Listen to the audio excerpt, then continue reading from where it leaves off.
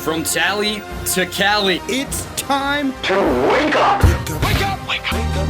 Warchant.com is your ultimate Seminole sports source. And this is Wake Up Warchant, presented by Corner Pocket Bar and Grill. One ball, corner pocket. Now here's Warchant.com's Aslan Hajavandi And Corey Clark. Wake up! What is up, everybody? It's Wake Up Warchant, presented by Corner Pocket Bar and Grill. Coming up on today's show, the Noles dominate in Oklahoma City. Renegade Express cleaning things up. We got conference configurations and continuity of coaches. Florida State, are we unique? Are we special? Wake Up Warchant, presented by Corner Pocket Bar and Grill, 2475 Appalachian Parkway in Tallahassee, Florida. Check it out. Hit the QR code on your screen. Scan it. Gets you right to the website. Daily lunch specials, 11 a.m. to 3 p.m. Don't forget Tuesdays, trivia, bingo Thursday nights, but always something cool going on over at the Corner Pocket Bar and Grill. They got pool tables and dartboards. What else do you want? Cold beer, got it. Great food, got it. Check them out, Corner Pocket Bar and Grill. We're also presented by our good friends, Vitamin Energy. Check them out, vitaminenergy.com. Take the promo code WarChampBOGO, B-O-G-O, with you on your travels to vitaminenergy.com, and you'll get an item of equal or lesser value for absolutely free. It's got vitamins. It's got energy. It's everything you need in the palm of your hand. Put it on your desk. Show it off. Give it to somebody. Improve their day. Improve your well-being. VitaminEnergy.com. Good folks over there, Florida State alums. That promo code again, WarChampBOGO, B-O-G-O. So 5-star rating, thumbs up. It's 1 in the morning. Let's go, Corey Clark. How are you, man? I'm good, buddy. I'm good. I've been waiting for the last 7 hours to do this. I can't wait to talk to you. All right. Well, baseball also has some additions. We'll talk about that, but let's talk about softball. That's the reason we're doing this at 1 o'clock in the morning.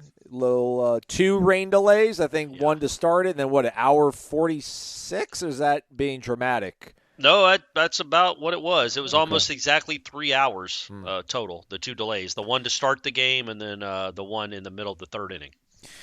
So, Florida State wasted no time, really took the fight to Oklahoma State. Again, this is a team they played earlier in the season and didn't have the greatest of success against. But Michaela Edenfield with a 2-run jack before the first delay came in. And I don't know if how deep we want to dive into this one, Corey. But when they came back from the rain delay, Oklahoma State decided to rest up their starter. Cat returned to the circle, and it was just never in doubt. I don't know if Oklahoma State waved the white flag almost when you're going up against Catherine Sandercock and you're already down in a 2-0 hole, and you've dealt with 3 hours of delays. You just feel like maybe we'll navigate through the losers bracket and figure it out tomorrow. But impressive night from Florida State. They did it in every certain way. They squeezed some gals across the plate. They hit the long ball twice. Mudge also went yard. They were the most impressive team, I thought, by far, day one in Oklahoma City. Oh, there you go. Nice, Aslan. I agree with you. And for people that are wondering, the game that we don't know who they're going to play yet, because the game that was supposed to take place after them, unlike in 2021 when they made teams play at like 2 in the morning, the NCAA said no. Washington and Utah will play later on today, and then whoever loses that game will play an elimination game against Oklahoma State late tonight, and then Florida State will play the winner of that game on Saturday night. Anyway, man, I thought I'm honest here, Aslan. Has there ever been a ball hit further in that park than what Enfield did? Because that thing was launched. And what was cool is she basically hit her face on the video board. And it was one of those where it's like, she just hits it different than she's not the best player on the team. She's not the best hitter on the team, but she hits it farther than anyone. And when she hit it, you knew it was gone, and you knew it was way out of there. The outfielders didn't even move for it, which you don't see that a lot in softball. But then I thought it was cool, like later on in the game. So she hits halfway up the video board, basically hits her face on the video board. Later on in the game, when they're showing like those drone shots, or maybe it's a blimp shot, I don't know, and they're showing the whole complex, and you get an idea of how far away from the fence the video board is, you're like, man, she must have hit that 315 feet. I mean, she hit it 100 feet over the fence. It looked like one of those to me, it was like one of those home runs you see in the Little League World Series where that one 12-year-old drove there. He's like 6'2", 200. So one of those 12-year-olds that gets a hold of one, and it hits halfway up on the hill, and it looks like he's playing on a different field or should be. That's what that home run looked like. And look, I think I think that home run had everything to do with that coach taking his best pitcher out of the game. Like, it was weird when Holly Rowe said that, yeah, we talked to the coach, and he's like, well, she was getting hit. We want to give him a different look. It's like, man, she gave up one hit. She gave up a walk to Kaylee Harding on a great 3-2 take, by the way, to get on base. And then Edenfield, the first pitch, just bombs it. The next inning she pitches and has a 1-2-3 inning with a couple of pop-outs. And then he takes her out of the game. And Lonnie did not take her ace out of the game. And Lonnie's team won and his team did not. I did think that was a bit of a misstep, but either way, it wasn't going to matter if they weren't going to score any runs off Kat Sandercock. And then Mac Leonard pitched the sixth, and they win 8-0. And like you said, they scored on a suicide squeeze. They scored with Flaherty putting the ball in play and reaching on an error. Mudge hit a 3-run homer. The last run was scored because of Maya Ross stole second, advanced to third on an error, and scored on an infield hit to finish the game. That's the cool thing about Florida State softball. They don't rely on just one way to beat you. They can beat you in a variety of ways, and they still have one of the best pitchers in the country. Yeah. Devin Flaherty punched Kylie Naomi in the face. Sure Legally, did. though, kids. That's what you got to do. You got to do it legally within the rules. There. So, Would you have, so for the folks that didn't watch it, back when it was still a game, the Oklahoma State's best hitter hits a line drive to center. The girl on first goes to third. She tries to go to second and make it a double. Janai Kerr makes a pretty strong throw to second. Really strong throw. To Flaherty. But Flaherty's not right on the bag. She's kind of off to the bag a little bit. She catches it, sees that she's trying to go to second. Naomi, that's her name, right? Yeah. And tries to tag her, is not trying to do anything, dirty. It smacks her straight in the face with the glove, with the ball in the glove very hard. Knocks the helmet off, too. And I was going to ask you, if you were Devin Flaherty in that moment, it's a big out, it's a big play.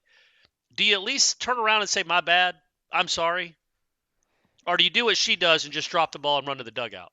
Yeah, I mean, I guess the fact that Naomi was moving, like if she was unconscious, I think Devin might have changed her approach. Right. But I mean, I have a problem with that when it comes to baseball. Like when you beam a guy on accident, like I don't know why a pitcher just can't like tap themselves on the chest, like, hey man, my bad. It's just like, give me the ball. Sorry, whatever. And it's like, hey man, apologize. You just hit the guy in the ribs. It's gonna hurt. I get it's on accident, but like, can't you just say, hey, my bad? But no, I think it was just so bang bang, and there was probably so much adrenaline to get out of the inning in that situation. And I'm not criticizing her for it. I think that kind of speaks to Devin Flaherty's competitiveness. Yes. And really that whole team's competitiveness. Kat Sandercock's as competitive as anyone, and she lets you know it when she strikes you out sometimes, especially in a big moment. And I think that's a big deal. I'm not saying Devin did anything wrong. She didn't. That was a really good play, a heads-up play, but I just thought it was telling that and maybe she said my bad as she was walking away, but it was just basically like, yeah, we got an out. That's a big out. Let's go hit. And, hey, maybe next time don't run on our center fielder. Yeah, learn that lesson. All right, so, again, they'll take on the winner of Washington and Utah. That will be 7 p.m.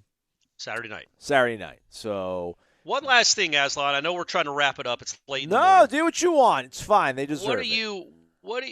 I'm not a big fan of the mics right on the duck. I love watching softball. I legitimately do. It's a fun sport to watch. I'd like them to speed it up a little. Yes. It's all of a sudden taking the place of Major League Baseball, where Oklahoma beats who did they beat? Stanford 2-0 in that game in 6.5 innings. And that game took 2.5 hours. Yeah. Let's pick up the pace a little bit. Yeah. But when that rain delay happened, the second one, and half the crowd left. More than half the crowd. And the only thing that you could hear was the dugout of Oklahoma State. We got to do something about that, softball and ESPN. We just got to. Move the mics. Literally, I had my ex-wife, Shanna, is like, are all softball games this loud? Are they like this? She's like, she's a tennis fan. She's like, this is like watching a Sharapova match. And I was like, look, I muted it. And I like the announcers. They know what they're talking about. They're very good.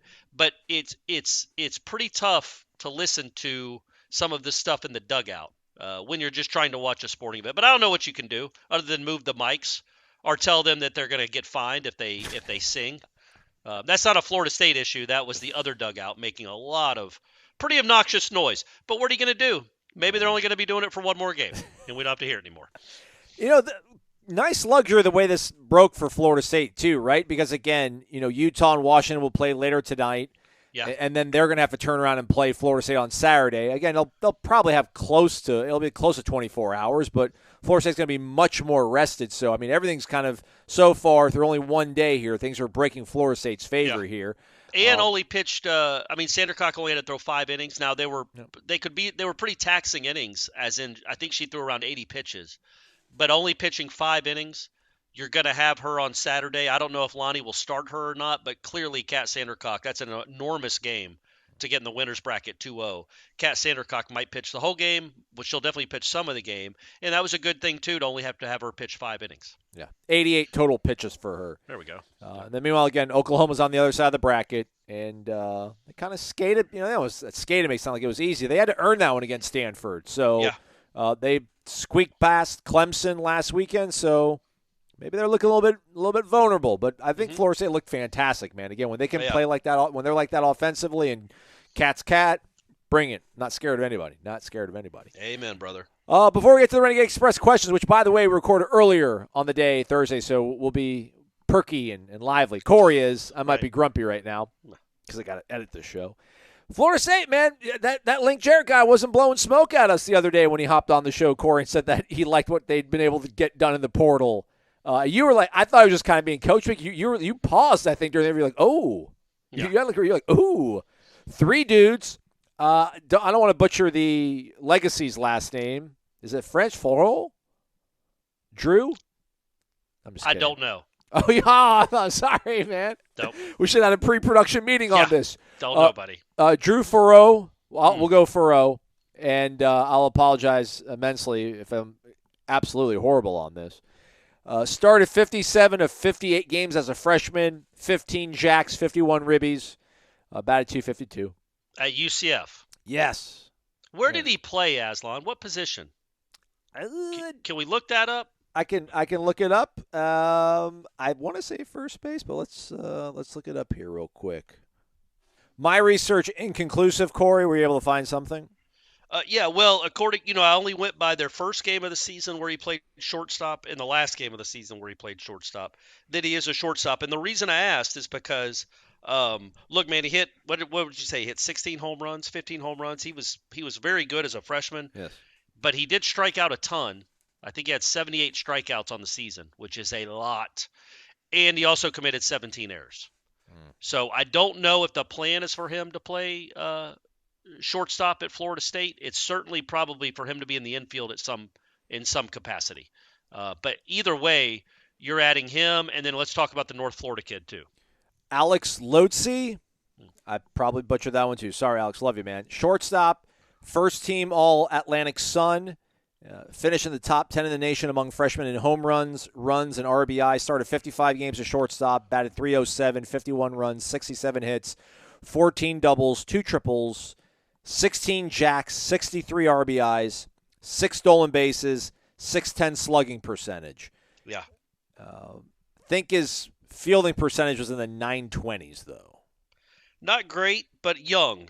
And you hope that these guys get better as they get older. Again, you don't know for sure that that's where they're going to play. One of them might play second. One of them might play third. They both might play second and third. You really don't know. But you just added in one day, you added 2 guys that would have, led you in home runs? Yeah, I think this so. season? So now you've got an offense that if everybody stays. And hey, by the way, James Tibbs did announce he's coming back. So that's him, Ferrer, Cam Smith. That's your core. Yeah, with Tibbs. And then these 2 guys, which again, we'll see how they, fit into the lineup.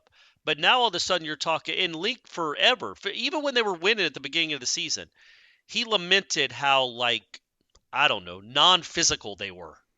They just weren't big hitting. They weren't a big hitting team. They weren't big kids. They didn't hit the ball with a lot of authority, except for Tibbs. And now you've added 2 guys that hit as many home runs as he did, had a higher slugging percentage than he did, to go along with Cam Smith, Ferrer, Diamez Ross, who can start it off at the top of the lineup. All of a sudden, really, legitimately, if those 2 guys are as good as they played, and again, I know they're from UCF and in North Florida. You can poo-poo that if you want. They play real competition in those conferences. And if they can have anywhere close to that kind of production at Florida State, if they're double-digit home run guys, Well, man, that's a huge day for Florida State baseball. Again, might want to do some stuff on the mound. Yes. Want to make sure they can field, but you've just made your offense from below average to probably above average, maybe good. We'll see. But you just added some real thunder in a lineup that needed it. And now you feel pretty good about, like I said, Ross, Ferrer, Tibbs, Smith, and then these two kids. That's the top 6 in your lineup.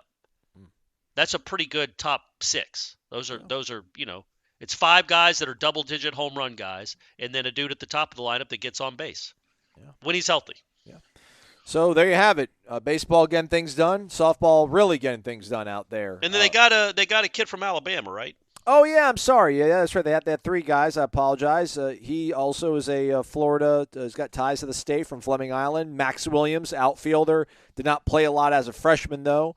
That's a pretty solid Alabama team, though, led by Jason Jackson, former Florida State player, if I'm not mistaken, who took over after the whole betting fiasco at Alabama. I think they might have hosted a regional, or they're hosting a regional. They will be hosting a regional. So, Max Williams, outfielder.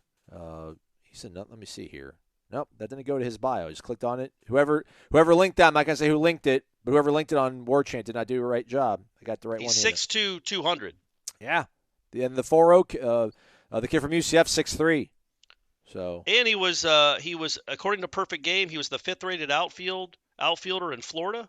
He was the number 21 outfielder overall in the country and the number 83 prospect overall in the country coming out of high school. Now, it certainly didn't materialize into anything at Alabama this first year, and he's already quit the team while they're still playing.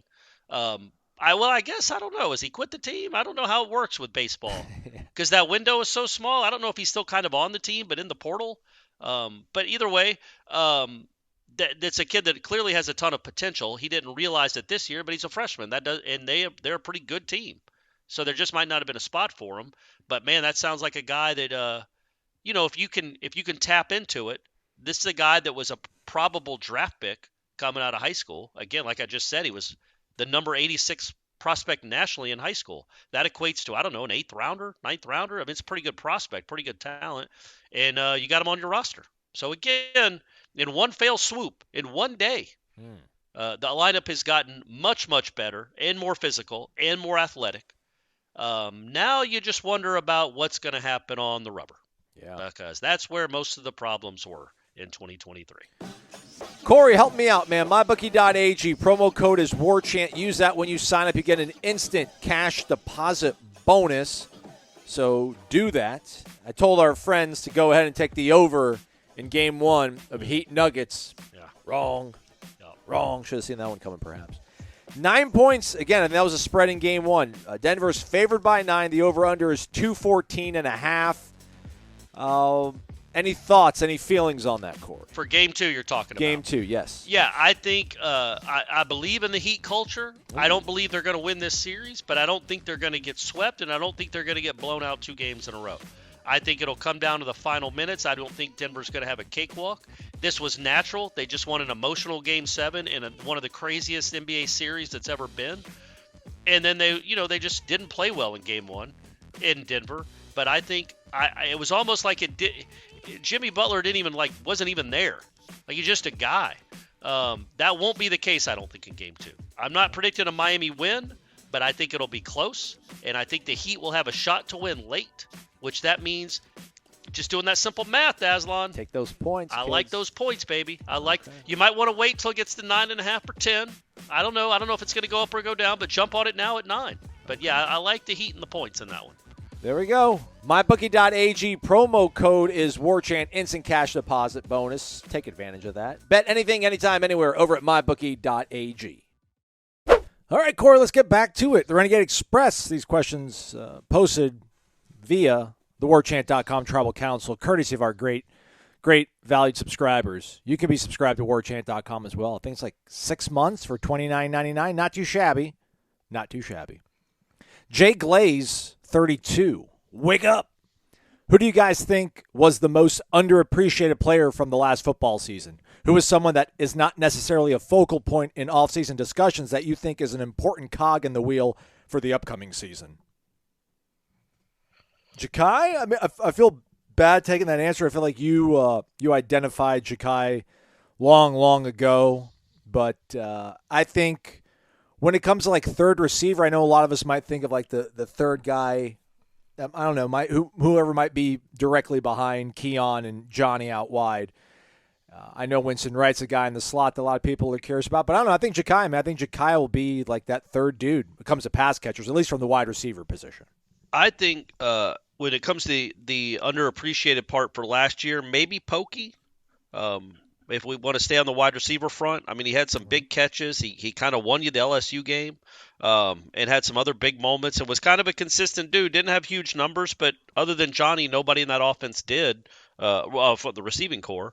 But I thought he was – and O-linemen are always underappreciated. So all of them, Dylan Gibbons, Maurice Smith. Maurice Smith coming back from what we saw in early August where we thought, okay, not only have you lost – who's our man, the Wisconsin transfer? Caden Lyles. Yeah. But then now Maurice Smith's gone down too. And instead, he basically played the whole season for you and was pretty good. He's not great. He's not Brian Stork. They're not going to rename an award after him like they did Remington at Nebraska or anything like that. But he's a good player. And I just think those O-linemen are always underappreciated. And I think so. That was for last year's answer because I just wanted to choose the offense because the offense was so good. And then this year, man, I feel like we're all kind of sleeping on Tatum Bethune. Okay. And the reason I say that is because he got banged up. We know that. We know he wasn't practicing a ton during the season last year, right? But he showed up and played, and he had some really big games. And I think having a linebacker like that, again, he's not Marvin Jones. We get it. He's not one of the 10 best linebackers in Florida State history. But he is a veteran. He's a leader. He's a presence. He gets you into the right plays, or the right calls, I should say. You don't really run plays on defense, but you know what I mean. Right. And I just think that guy having a veteran presence like that in the middle to go along with Deloach, let's just appreciate what that guy is because he was he second in the team in tackles last year, and he's back. And he was pretty good last year when he was healthy-ish. Okay. All right. I like it. There you go. Somebody different. Somebody we're not talking about a lot, but it could be I think is a vital cog of that defense. It's funny you said that because earlier today I was having they were showing what game is going to impact the college football playoff early in the season. And they picked LSU, Florida State, and they showed, highlights from both teams. They showed Jaden Daniels running by defenders on Alabama, and I'm like, that's one thing. And I don't know. Tatum Bethune chasing down Jaden Daniels, I don't feel good about it. Even Kalen DeLoach, I don't feel good about it. Now they don't feel good about chasing down Jordan Travis either. But I was going to say, when I talk about linebacker play, I really never give it much consideration as how vital it is to slowing down explosive quarterbacks like that too. And I think Tatum Bethune is great in the ACC. He will slow down Boston College. He will slow down Pitt. Those teams. But, man, when there's really elite, dynamic talent on the other side, we'll see just how much we value him. So, but also if you're talking about chasing down quarterbacks like Jaden Daniels, good luck. There aren't how many linebackers in the country can do that? 2, maybe, and one of them might be on LSU's team. There's nobody that can really do that. But, I just look at it as numbers. 84 tackles, so he was second on the team in tackles to Jamie Robinson. He was also second on the team in tackles for loss. He had 9.5. Jarrett Burse obviously had 17. He led, but he was second on the team in tackles for loss and tied for third in sacks with 3. It was a nice year for a guy that we know firsthand wasn't completely healthy for a lot of the season, was playing through some stuff. That's if he can, and no linebacker is going to be healthy after the second or third week of the season. We get that, but if he can stay relatively healthy, you're talking about a dude that's probably going to have 100 tackles. That's a big deal. And the only reason I bring him up, it's not like he's this guy flying under the radar necessarily. It's just that we never talk about him because we were all kind of, we weren't underwhelmed last year, right? We were just kind of whelmed with him. He was okay. He wasn't special for a lot of the season, but he's a better player than we saw last year, I believe. And he's also he was, when you look at the totality of the season, he was decent last year. Yeah. All right. Well, that was 5 minutes on Tatum Bethune. Let's move along. Tennis on. Hey, I go at my own speed. Let's go. Who do you guys think our punt and kickoff returners will be this year? We have some serious speed now from both our newcomers, including Destin Hill. Wright and Jacobs' thoughts? I can't even see it in my eyes any longer. I kept filming these guys returning kicks and punts. I really think they do like Trey Benson returning kickoffs. Mm-hmm. So he'll be one there. Deuce Spann got a lot of burn. I mean, not I shouldn't say burn, but like when we're out there watching them, they're really just catching the ball, running, sprinting for 5 yards, and then stopping. I know To'Philly was getting a little bit of action out there too. I think punt, man, I might go a little crazier. I think Vandravis Jacobs might be the guy. No. And Winston Wright, I feel like, correct me if I'm wrong, Corey, I feel like we saw Winston Wright returning punts more than we did returning kickoff. Yeah, he was back there for both, but I think he looked to me like as we sat there in spring, and this might even been before Micah transferred, he was the guy I thought that was taking the most reps. And obviously Micah wasn't practicing anyway because of the hip, but I feel like he was the guy that was taking the most reps at punt returner, and I just think he's the guy you go to first. Because I just think they trust him. I get it. Vandravius has a certain skill set. It's fun to think about. But the odds of you returning multiple punts for like 30-plus yards, you might do that twice a season. What you can't have happen is – so the risk, I guess, isn't – the reward isn't worth the risk of a kid muffing 2 or 3 punts. Right. And I think they are going to go with whoever is the most sure-handed. And if you can run forward and fall down after 7 or 8 yards, awesome. Just go get the ball and get our awesome offense. This is the Florida State's coaching thinking. Get our awesome offense a chance to go down the field and score. We don't need you to score. We'd love you to score. But we need you to catch the ball and make sure we get the ball. So I think that's why I lean towards Winston Wright for right now. But it might be Destin Hill doing both. Who knows? Destin Hill might be the new punter too. No idea with this kid. Have no idea what the skill set is.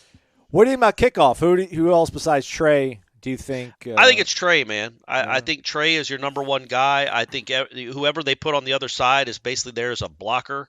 They know the ball is probably going to go to the left, and that's where they always put him. I don't – maybe Jacobs – it's a little easier to return a kick than a punt because you know their people aren't a foot away from you when you're catching it, so there's not as much pressure on actually catching the ball. But I think it's Trey Benson, and everybody's going to be going for second place. Rodney Hill's another guy too. Most of the running backs were like To'Philly, Rodney Hill. I'm trying to see who. I'd like to see Rodney Hill. I feel like kickoff returns would suit his. Yeah, I agree. His running style, like one cut and go. A bit. Yeah, he's got a little Leon. I'm not going to compare him to Leon Washington all the way, but you could see a little Leon in there, right? Yeah. Leon wasn't like crazy shifty like Peter Warrick, where he was doing and one moves, but he'd put his foot in the ground and go and leave guys just standing flat-footed. Like he was really quick cutter, but they were real quick cuts right into full speed. That's what made him so unique. And you see a little bit of that with Rodney Hill, so maybe that's who you go with. Primo Nole 1, good morning, guys. Quick question. How good do you think this offense would be if Winston was behind center? A lot of Winston Wright or Jameis Winston? Yeah, I don't know. A lot of wildcat, a lot of jet sweeps with Winston Wright. He clarifies later on Jameis. Oh, okay. I think it would be very, very good. I think it would be Which Jameis, though? 2013 Jameis? 2014 Jameis? Would you rather have 2023 Jordan Travis or 2014 Jameis Winston? I still feel like it's 2014. Ask me in December. Because, Jameis won you all those games, but some of the time it was only a game in the fourth quarter because of Jameis, because he kept getting involved with the other team. So, until Jordan Travis proves me wrong, I'm still taking even 2014 Jameis Winston. Okay. Our guy Mark Naples, M. Adams, CZ.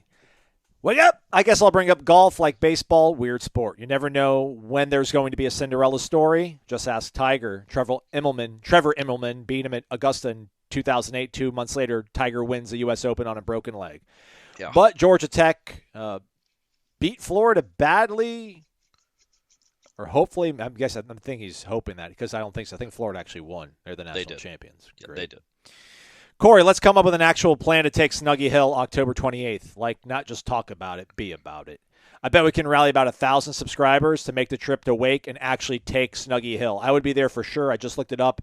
It's general admission. All you need is a game ticket. I'm tired of Wake and their nonsense. Let's start a serious thread on this. Get ready to take over Deacon/Snuggy Hill or whatever they call it. Let's make it uncomfortable for families who want to throw down their blankets and enjoy their wine and cheese while not giving a flip about the game. Would be legendary if Snuggy Hill looks like a celebration of garnet and gold. We tried it. When's the last time they played up there? Maybe 19? Yeah, it was raining. You, Ira. Yeah, it was Ira and I. Maybe they. Austin No, they there. played up there in 2021. Yeah, that's right. Sorry. But like those two teams, The weren't, Mackenzie Milton game, some call it. correct. Those two teams weren't the ones to really rally the fan base behind. The 19 team had already been disappointing and was coming off a year of disappointment. The 2021 team was coming off a loss to Jacksonville State. So nobody wanted to make a stand in Winston-Salem. So most people probably didn't want to go. So now I think there is a chance. I'd like to see, hopefully, when do they play that game again? Aslan, is it October? October 28th. So if things are going well and Florida State's in the top 10, we will definitely make it. But the problem is we've got to get the word out to Florida State fans because they will have their own tickets. Florida State fans don't buy general admission tickets. They usually buy them through the school, and the school has that certain patch right in the corner by the Florida State sideline. We've got to get the word out. You are not going to sit in your seats. You are going to sit in worse seats, but it's for a reason. And yeah, I'm all about it, man. We tried it one time with headlines, didn't really take off. We're going to try it with headlines and Wake Up Warchant. We really want that to happen, even if it's just 150 Florida State fans. It doesn't have to be 2,000 or whatever that stupid thing holds. If it's just 150, but you're rowdy and loud, it'll work like it'll feel. Those Wake Forest fans will leave in the second quarter. They got other things to do, guys. They got book club. They got to go see. They got the opera tickets. Whatever they got to do on that Saturday, they'll just get to it quicker if they got some rowdy floor. Now, don't be mean to kids or anything, but just be rowdy and be a college football fan. Then maybe they won't. Maybe Snuggy Hill. That'll be the last time Florida State's on Snuggy Hill anyway. So we need to make it worth its while.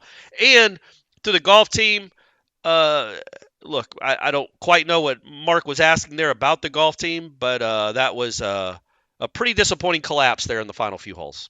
Let's just say that. Saying it happens. It's golf. I guess that's what you're saying. Just charge it to the game. It's golf. I mean, I guess, but my man Trey has had some great golfers and some great teams, and that was as close as you can possibly get to playing for the national championship. Which, I would think after beating Florida, who Florida clearly was good, they won it the next day. They steamrolled Georgia Tech. Really, you've won 2 matches already. You've got a guy that's played really good golf for you, up 2 with 3 holes left, and then he proceeds to lose the next 2 holes.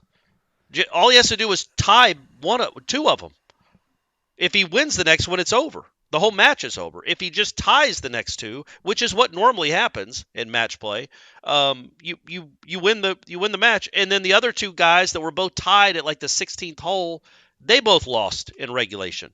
And then Roberts lost on like the 21st hole. I wasn't a huge fan of the Golf Channel. Look, man, there are 11 people on that course. So it's not like you have the shield of a huge crowd. There's nobody there watching that.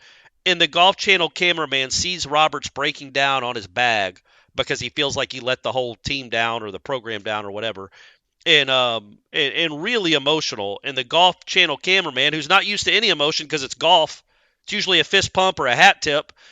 He runs over there and tries to get like an up close, like literally a foot away from him as he's breaking down. I guess that's the job, but come on, man, it's college golf. Let the kid have a moment to be with his team. So his teammates did a good job of shielding him, but either way, that's a crushing loss. It's just crushing. I don't know how else to describe it. You have a chance to beat the Gators. You have a chance to get to the national championship for the first time in school history and win it, and you not only blow that lead late, you also open the door for Florida to win a national championship.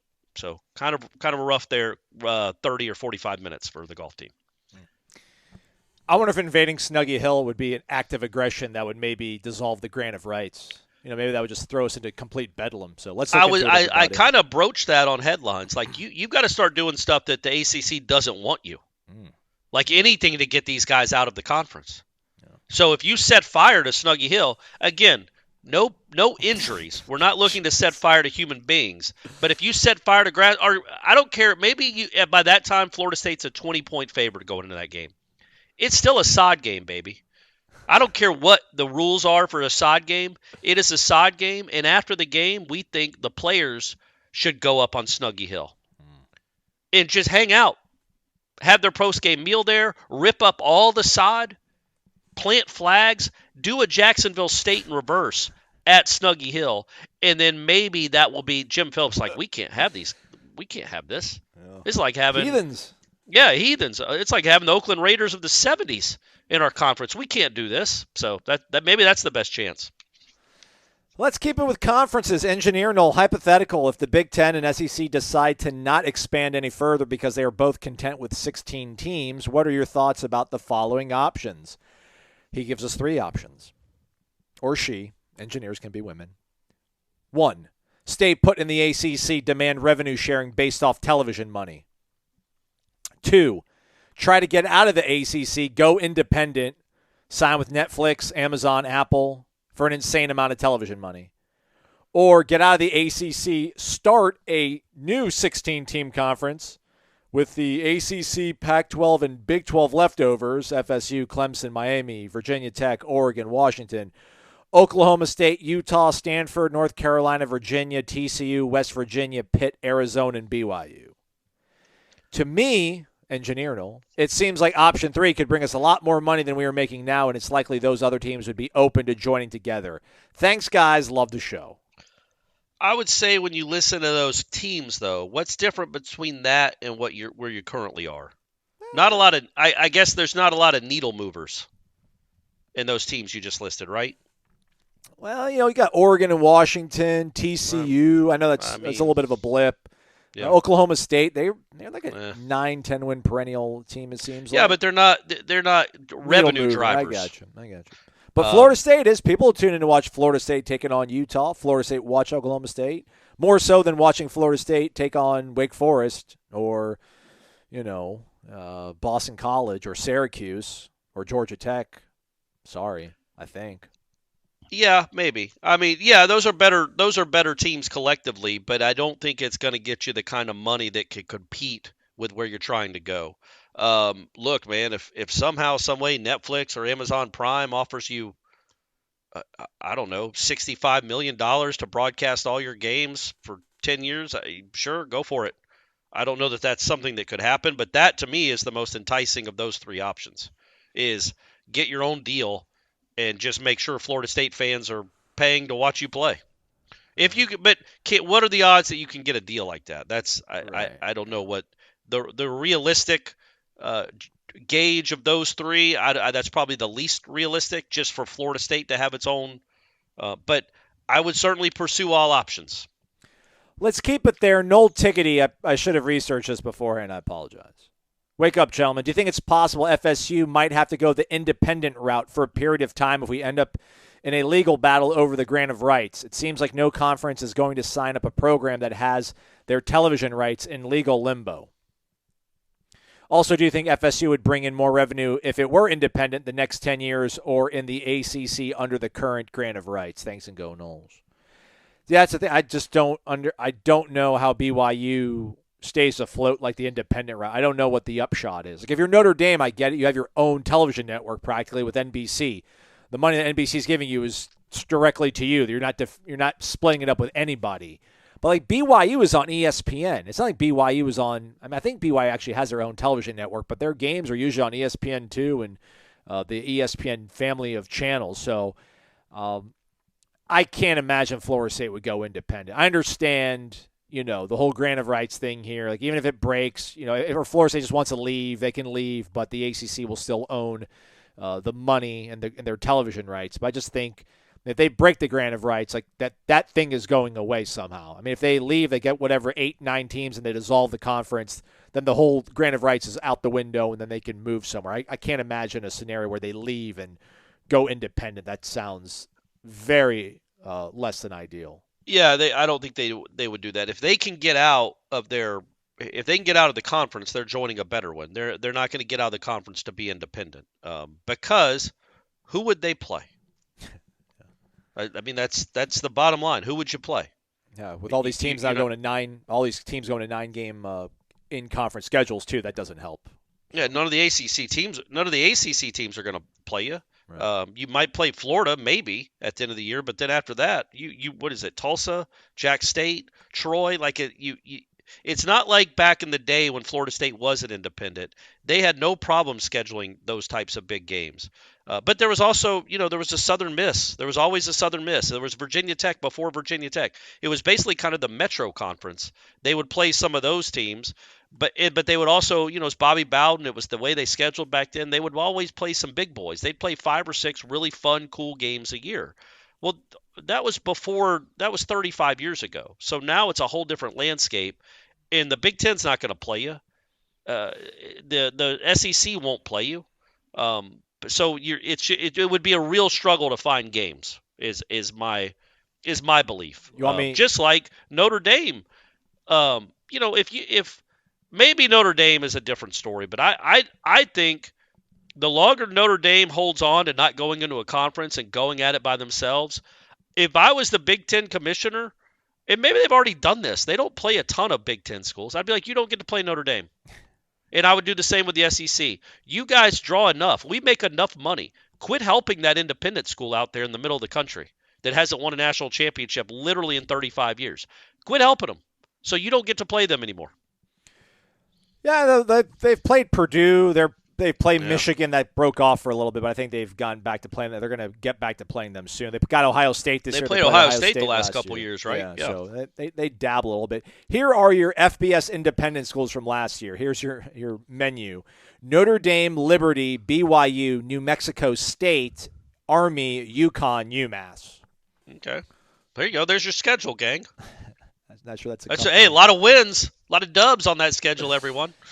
Candy Knoll, good morning. That's when I'm listening, after all. I am not trying to participate in setting overly high expectations for next year, but I think this is a fun poll.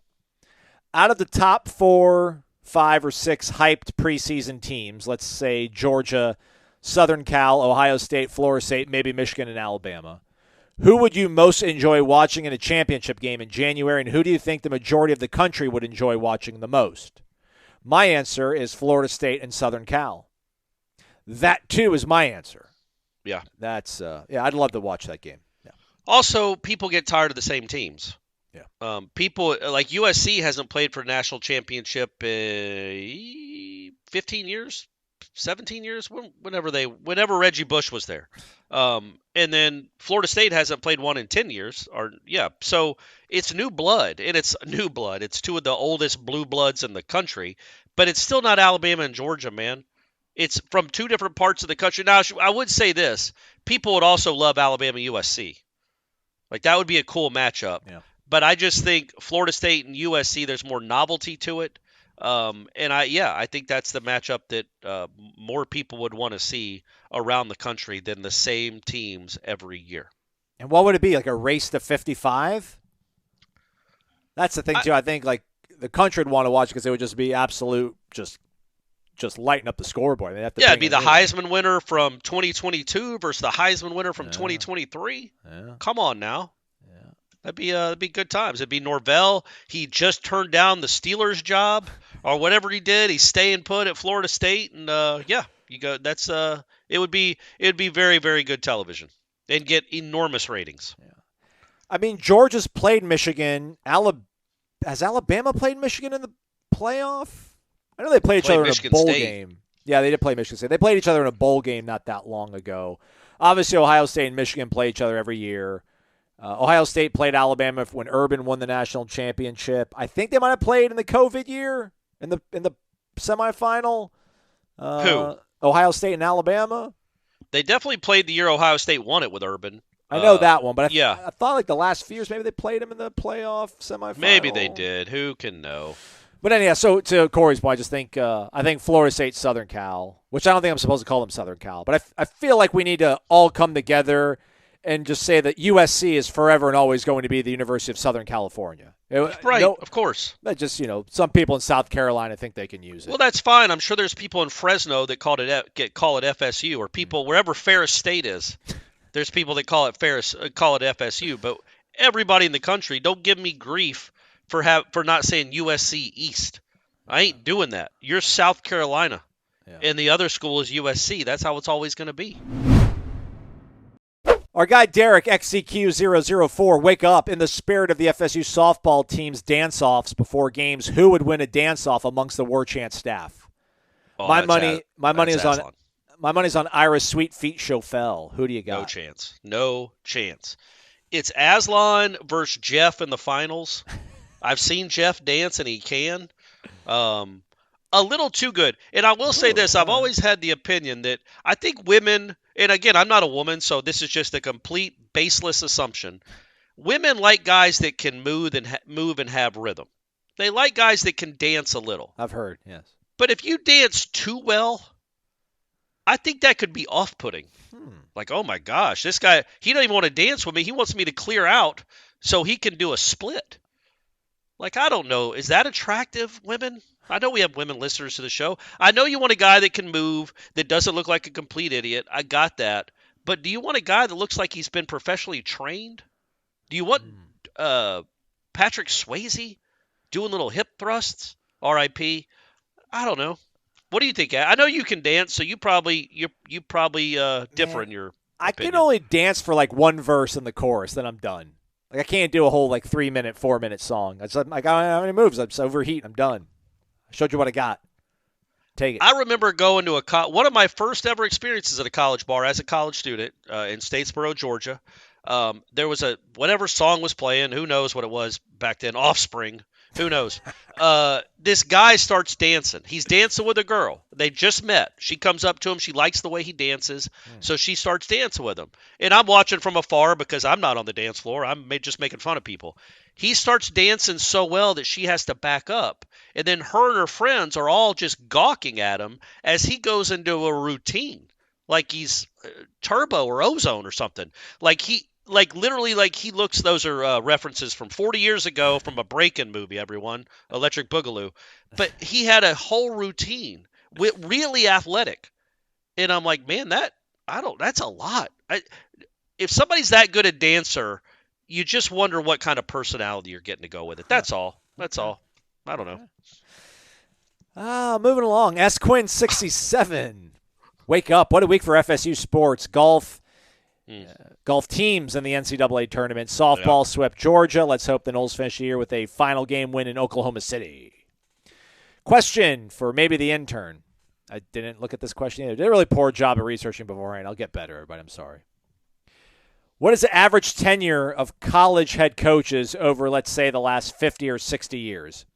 Is it common for a university to have coaches that stick around as long as we have had in Tallahassee? Bobby Bowden, Mike Martin Sr., Leonard Hamilton, Sue Semrau, Mark Krikorian, Lonnie Alameda, etc. I know we've had some short tenures the last few years from baseball and football, but it does seem that the stability has helped with the overall athletic program's consistency. Not only that, man, but what was the first part of the question? I'm actually looking up something. Average tenure of college head coaches over the last 50, 60 years. I definitely don't think it's normal. I mean, you had a baseball and football coach that the winningest at the coaches. same time coincided to coach for decades upon decades. And then now you've had a basketball coach that's been here for over 20 years. And these are very volatile jobs, typically. They certainly are now. Like when Bowden first got the job at Florida State, yeah, man, I would wager there's a decent chance after like the 86 season, because they hadn't won 10 games in 6 years, they lost to Florida 6 times in a row, that there would be real talk about get somebody else, man. He's gone as far as he could go. That was not maybe the landscape back then. And so I do think the way just all the money has changed everything for sure, but it is not normal at all to have football coaches and baseball coaches and basketball coaches that last that long. I can't speak about the other schools, and I don't want to say the minor sports, but the non-revenue sports. I don't know how long Oklahoma's tennis coach has been there. I feel like those sports, because there's no real money involved, lend themselves to more time before change is made. Does that make sense? Did I word that correctly? Yeah. Because I was thinking, I was about to look up, Dwayne Holquist. I don't know how long he's been. He's the tennis coach at Florida State. I don't know how long he's been here. Certainly since I got here. So I was going to look up it, and he's just one person. I'm just using him as an example. Dwayne Holtquist is, he's been the coach at Florida State for 23 years. He's the men's tennis coach. So, and they have not won a national championship during that time. They've had some nice teams, but I just think you get those sports, as long as you can stay consistently pretty good, you do it for a long time. Well said. All right. Thanks, just feel like, you had the winningest coach in college football history there for a little bit. At least, you had him for a long time, but he had that title for a little bit. Mike Martin Sr. is going to have that title forever. Yes. It's up there with, Ted Williams and Joe DiMaggio. Or DiMaggio. Hopefully somebody will hit 400 one of these days. I'm just trying to think of, all the – Patty Gazzle's been in Oklahoma forever, but, because she's awesome. And Bob Soups was there for a while, but then he left, and they've got some churn. Who knows how long Venables is going to last there? It's definitely not normal to have, and I don't know if we could say baseball is the third biggest sport in college athletics. It's close. Softball's certainly making a run at it, but it's certainly not normal to have 3 different coaches in a very short time window to all be coaching in their 70s at one school, and that's what happened. Into their mid 70s. I just looked up Jennifer Hyde. She's the women's tennis coach. She just had she's been here 20 years. Trey Jones has been here, I think. He's the men's golf coach 20 years. It's Bob Brayman for a long time too. So they've had a lot of stability at these programs because they've been pretty good. Well, Brayman's had some great teams that won national championships. I was thinking about this, Aslan. What would you say if I asked you? I'm not trying to take shots at anyone. I know we got to wrap it up. We got some questions left. What's been the most disappointing or unachieving program on Florida State's campus since you've been around, paying attention, cared at all about sports? Oh, man. The fact that baseball's been so freaking close, even before I was on this planet, and never has done it, that's disappointing. But I feel like you're probably trying to zag. So go ahead and zag. Well, no, but yes, unachieving. They haven't won a national title, but baseball went to 44 straight postseason tournaments, and you could argue was one of the top 5 teams in the country for 3 or 4 decades. So not just the end result. I'm talking about programs that don't even seem all that relevant nationally. Because my answer is swimming. Okay. Well, they've invested here recently with the Morcom facility, so maybe you got to get some inertia first before you can really make a splash. Pun intended. Yeah, I'm going to look it up because I want to come back to this. I don't know the highest finish they've had since I've been here. I've been doing this for 15, 16 years now. I feel like it's probably top 12, top 14. And you would just think in the state of Florida, you'd have better swimming. Again, I'm not taking shots at people. They've made some changes to address this. But I just think tennis has had its runs, golf clearly, track, cross country. They've all had top 3, top 5 programs or top 1 programs, soccer and everything else since I've been here. It just seems like even beach volleyball is always in the top 5. Yeah, swimming never really in that top 5 stratosphere. What about diving? I think we had a good. Well, I coupled them together. I know. Okay. I was about to say, I think diving. I think they're actually a little bit separate. I think diving might have had a good heyday in the 2000s, but don't quote me. Look it up, Corey. We'll move on to the next question. I don't even know how to look it up. How do you even look up something like this? Nole fans gotta have it. Island Chief, wake up. Golf team walked right to the threshold. Hesitated. The door slammed shut. 17th hole offered the opportunity to be aggressive, and yet we laid up and played safe. Would you have been going for it from the tee? So for people that don't know, and it's probably most of you, that 17th hole at Greyhawk is a drivable par 4. It's 320 yards, and every kid that's on a major college golf team can probably drive it 320 yards these days. That's the world we're living in. Yes, I would have, especially so. The big one I thought was Roberts because he had a 1-shot lead on 17. But I think the Gator kid who had just won the previous hole to stay alive in the match had put his tee shot on the green. So once you see that, I feel like, yeah, go for it. And they didn't. They laid up. All those guys laid up coming down the stretch. The one guy that didn't lay up is a guy I'm not even going to try to pronounce his name. It starts with a K, his last name. I'm talking about the Seminoles. He was the last one to win. He had a 2-shot lead with 2 to play on going into 17, and he took his driver out and got it on the green, and that was a wrap. He won the hole, won the match. That he was the last one to do that. All the other guys, at least that I remember, laid up. And no, I mean, look, it's all hindsight. I just thought that, I thought maybe you go for the green in those spots, but I don't know those players, man, and maybe they don't feel comfortable with that shot. Maybe they hadn't done well on that hole the last few times going for the green. Maybe you're thinking, okay, with this pressure, you're a little extra tight. I don't trust you not to duck, or I don't trust myself. I just wanted to hit something down there and give myself a nice shot into the green. But, yeah, in hindsight especially, I would have probably gone for it. Okay. Frederick Jetterup?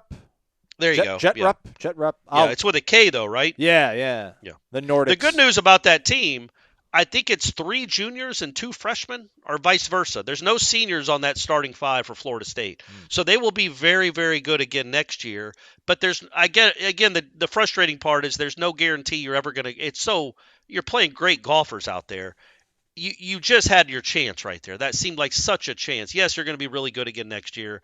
There's no guarantee you will be in a better spot than you were with 1 match to win out of the last 3. You have a lead in one of them, and you're tied in the other 2, and you end up losing all 3.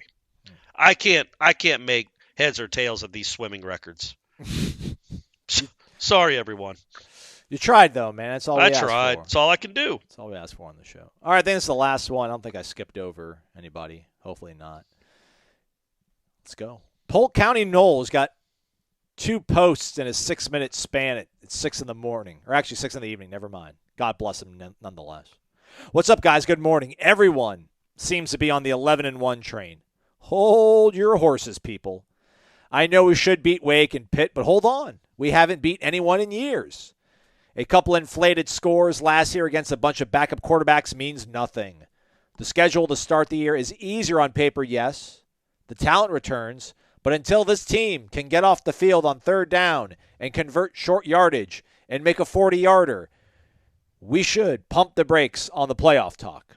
We are all hype, all meat, no potatoes. I think our meat is prime, however. Last part for Corey. Love you guys. Be good. That was at 6:10 p.m. Okay. Then at 6:16, wake up, gents. I see my big 3, as in the new and improved Big 12 idea as a possible. Oh, actually, let's go with the first one, then we'll go back to this one. Well, I found it looks like the top women's finish in school history was 16th. Okay. Women's swimming at Florida State, the highest they've ever finished in the NCAAs is 16th, and that happened in 2006. The highest men's finish is 9th. Okay. So that's a perennially underachieving program. That's all I'm saying. All right. Anyway, back, and I'd like to see, because all the other programs have had bouts of greatness, have had stretches of greatness. Even with Morecambe, even with the state of Florida to recruit in, it just hasn't worked out yet. Let's hope we get that turned around. As far as the points being made, yeah, I mean, I get it. You can only beat who's on the schedule, and I think I would feel differently about my thoughts about going into next season if that. Let's not count the Florida game, but the 4 games after Clemson didn't happen, because I know those teams weren't very good. I know a couple of them were barely bowl eligible teams, but you beat the brakes off them, and that's what gives me hope. That this has this backup team, quarterbacks, though, he says, Corey. Polk County says, but with backup quarterbacks, you beat the brakes off of them. Are I don't know. I mean, Syracuse tried to play their starter. Miami tried to play their starter. They were just banged up. Georgia Tech played a freshman, sure, but your offense still did what your offense did. I mean, your offense wasn't just like, oh, Miami can't move the ball. Florida State had 3 pick sixes. It kept getting the ball at the 20-yard line. I mean, the offense dominated that game. They dominated Georgia Tech. And Georgia Tech wasn't very good, but they weren't horrible defensively. And you got you outgained them by like 450 yards. It was the score wasn't nearly as bad as the actual game was. And that just showing they can do that gave me a sense of confidence, even as we look at those last two games, the defense not playing well. I still think I have I know I have confidence that they learned that 6-game stretch to finish off the season was an enormous deal, and I put almost as much stock in those 4 blowout wins as I do the 2 comeback wins to end the season, just because it showed kind of what the ceiling can be and how dominating they can be, and this team should be better than that team. Maybe by a pretty good percentage, a pretty good margin. You've got Keon Coleman, you've got Jaheim Bell, Jordan Travis is going to be better. Your defensive line is going to be better, much better actually, and your corners should be better. Like you're not regressing it. You're only getting better at every position. My biggest concern with this team, besides the safety, depth at safety, is what he just brought up though. Those 40-yard field goals. They aren't automatic. And when you get into close games on the road, if somebody's trying to upset you, or you're in a close game against a really good team, whether it's in Death Valley or in Orlando, you don't want empty possessions and you don't want to come away without points when you've earned them. And I feel like if you're kicking a 35, 34-yard field goal, you've earned 3 points. And if you don't cash in on those, I know they're not 7, but that's where I wonder. That is a genuine concern about this team. Is the kicking game. And if things don't go as we intend or expect, I think you will look back and say, not to put words in your mouth, I'm going to put words in your mouth. Okay. You'll be like, I shouldn't have put that much stock into those 4 games in 2022. Yeah, probably. I get what you're saying. Because they absolutely obliterated Georgia Tech and they Louisiana never did that. And Syracuse and Miami. Yes, and they don't do that. And 2 of them were on the road. That doesn't happen in college football. And it was Miami. It's still Miami, man. Like right. That's supposed to matter. And they just bleh. I can promise you this, folks. You might roll your eyes. I can promise you the Miami game this year will be much, much closer. It always is in Tallahassee. It's weird. For the last decade and a half, I feel like when Florida State wins in Miami, a lot of the time it's of the blowout route. But even like when in 2010 they went down to Miami and blew them out. In 2012, I think they won by 17 or 20 points down in Miami. In 2011, it came down to an onside kick that you recovered. Like it's always kind of like that, right? Yeah. I don't know. It just feels that way to me. Yeah, good point. Good point. You don't ever really blow them out in your home stadium. And I'm not expecting a blowout this year either. It's not going to be nearly as easy as it was a year ago. And it was really easy. And the schedule is just so manageable, man. Absolutely. On3 tweeted out Alabama will win blank games. And they've been doing this with everybody mostly. Like, here's Alabama's schedule. Middle Tennessee, Texas, at South Florida, home versus Ole Miss, at Mississippi State, at Texas A&M, home versus Arkansas, home versus Tennessee, home versus LSU, at Kentucky, home versus Chattanooga, at Auburn. Like, that's – and I hate to be the guy that talks down about the ACC and props up the SEC. I don't want to go to – I don't want to go at College Station, then play Arkansas, then play Tennessee, then play LSU, then go to Kentucky. Yeah, that's a doozy, man. That's a toughie. Suck, Texas man. is tough. Yeah. I think Lane and Ole Miss won't beat Alabama ever probably, but they'll put a scare into them. They'll have to earn it. Meanwhile, man, you got Boston College noon. That's what I'm saying. Like Hill, that Boston College, and they did announce that game is at noon. Like the Boston College game, man, and for heaven's sake, the Wake Forest burn the hill to the ground game.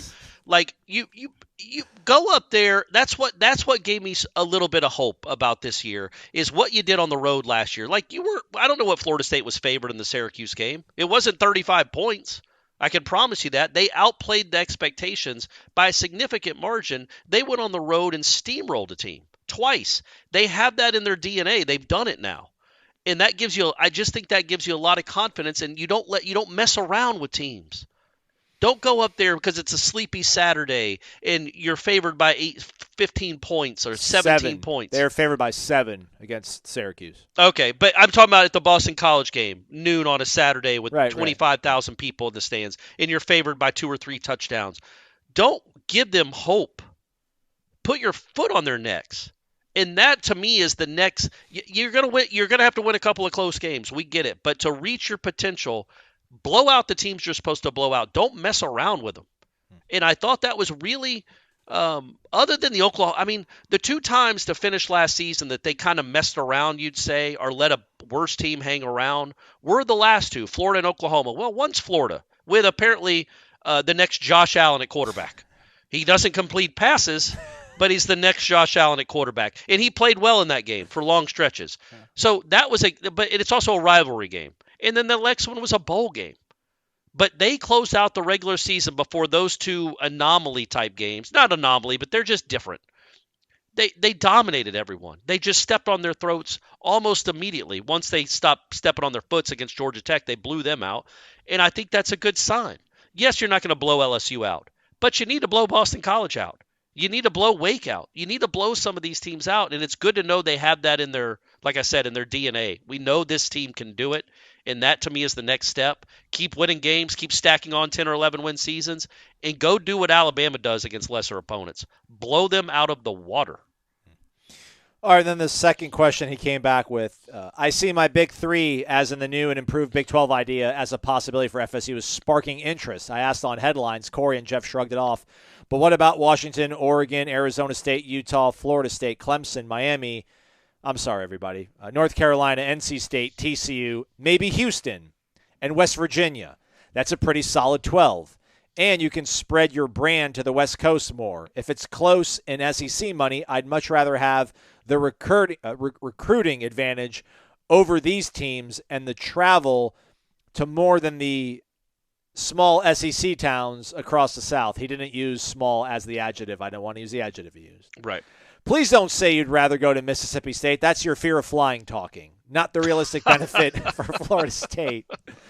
SEC is overrated. Paul Feinbaum can keep us pearly white gates. We'll build dominance elsewhere. The best point of that question, in my opinion, they're all great points, I'm not trying to diminish, is that a conference like that would be, yes, easier to win games and you'd get more talent than those teams. You wouldn't have to recruit against the Alabamas and the LSUs and then go play them. I get that. But I just don't foresee how that conference that you just listed would get anywhere close. Do you want me to read all the teams again, Corey? No, we're good. Again. We're good. Would it get anywhere close to the money that Florida is getting? So, again, you're still competing against Florida and Alabama in those teams, but you're doing it at a disadvantage because you're doing it at $15, $18 million less per year, probably, if you could somehow get that collection of schools to stay and join another conference.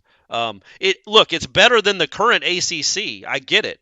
So, yes, if I had to choose between 2023 ACC and that conference, I would choose that conference. But I don't know how realistic something like that it even is right now. And I still think the end goal is SEC or Big Ten. But that's a nice fallback. It's like the people that can't get into Florida State. You got to have a fallback.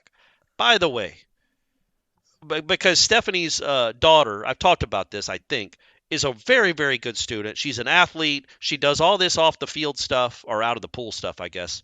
And Stephanie's not sure she can even get into Florida State. With the great GPA, what are we doing at these colleges? I looked it up. Like Florida State has like a 37% acceptance rate.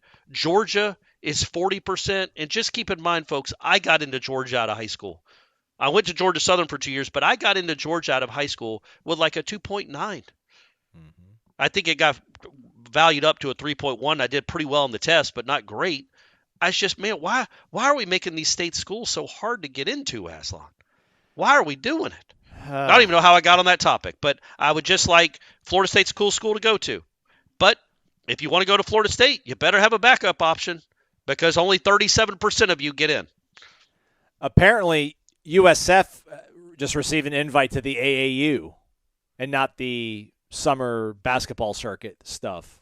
Oh, baseball certification, the academic certification thing? American Association of Universities, maybe? Okay. Well, maybe they're going to the Big Ten then. Wouldn't that be awesome if they did that? They're like, the Big Ten's like, we don't need FSU. Let's get USF. They're more like us. They're an AAU school. And they got that big Tampa market. And then see how much good that does you. Big ag school. Citrus, That's right. All right, that's a wrap for us. We're done for the week. Thanks for hanging out, though. We certainly appreciate it. Stay connected to warchant.com. Huge recruiting weekend coming up. We'll probably have a wrap-up on Monday's show with Michael Langston. So tune in for that. It'll probably also be on the YouTube channel. Updates over at warchant.com. Continuing coverage of Florida State's run over in Oklahoma City. Softball as well.